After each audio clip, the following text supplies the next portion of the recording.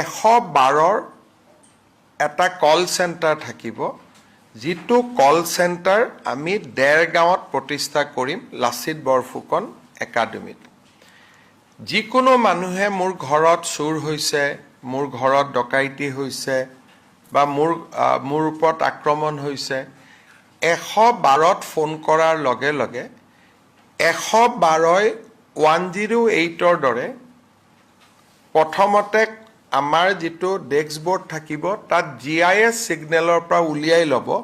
যে ঘটনাস্থলীৰ পৰা কোনখন গাড়ী ওচৰত আছে আৰু সেই গাড়ীখনক তেওঁলোকে নিৰ্দেশ দিব যে পানবজাৰত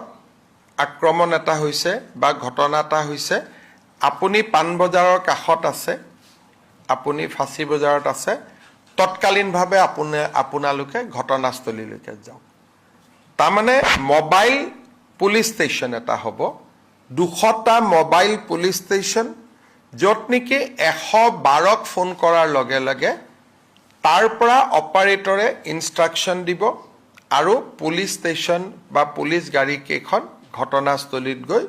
উপস্থিত হ'ব এই গোটেই কামটো কৰিবৰ কাৰণে আমাক 1000 জন ড্ৰাইভাৰ লাগিব 200খন গাড়ী কেইবাটাও শিফটত হ'ব 200খন গাড়ী লাগিব আমাক সফটওয়্যাৰ লাগিব আৰু কন্ট্ৰোল ৰুমত এনি টাইম বহি থাকিবৰ কাৰণে 200 গৰাকী লৰা ছোৱালী লাগিব এই গোটেই প্ৰকল্পটো আমি ৰূপায়ণ কৰিম আৰু তাৰ বাবে 100 কোটি টকা আজি কেবিনেটত অনুমোদন দিয়া হৈছে এনে ধৰণৰ আধুনিক 112ৰ সেৱা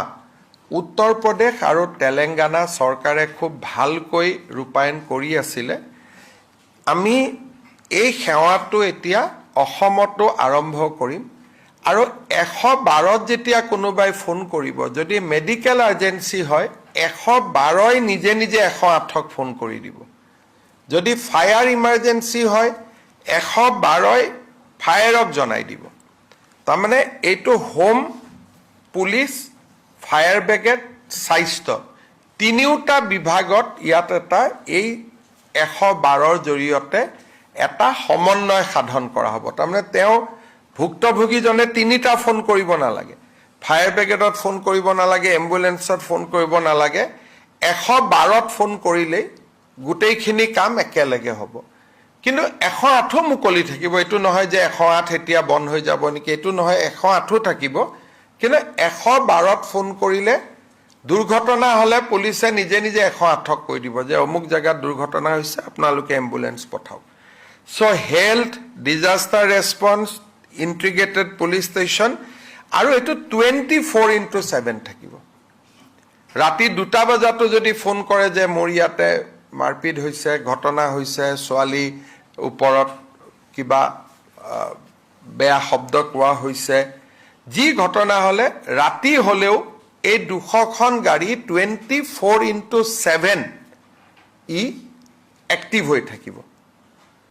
যেনেকৈ এম্বুলেন্স এক্টিভ হৈ থাকে এটা মোবাইল পুলিচ ষ্টেচন টাইপ হ'ব এটো এটা বহুত ডাঙৰ ৰিফৰ্ম অসম পুলিচত আজি কেবিনেটে 100 কোটি টকা অনুমোদন দিছে ইয়াৰ লগত গাড়ী দামটো নাই গাড়ী আমি ইতিমধ্যে কিনি লৈছো